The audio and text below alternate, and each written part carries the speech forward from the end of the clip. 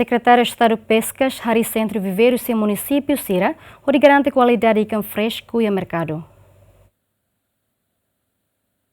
Dada Uni e Mercado Nacional Timor-Leste domina hosasan importado, hanesan ikan honan nebe contaminado ona formalin. Atau menos ikan honan importado ne, Secretário de Estado Pescas, Hari Centro Viveiros, no halo reabilitação, além de ne, fahemos fini ikan, ba Centro Viveiros e Município Sira, no ne bele garante qualidade ikan fresco e mercado. Realidade Mercado Nacional, Maracleu, kita necessidade para consumidores sira Maracleu que te importa. Por exemplo, na iPhone sira ele ikan no tipo sira selo que mesmo Maracleu te precisa sira ele.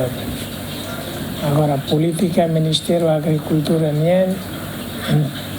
em geral cada coisa atau asai produção railaran asai produção ori fornece ai hamba itania comunidade ai hanve ma qualidade e nutritivo não garante a sustentabilidade e tá tenta forma tá osam para tu hal reabilitação o Centro Viveiros Maliana Ermera, Bemasi Baucau, Baihuno, Biqueque, Los Palos, e tá tenta a forma sira na aqui orçamento na meia e tá consegue reabilitar o tono. Já tinha 2025, 26, agora tem que tá importação las labelatamo mas ve e reduz.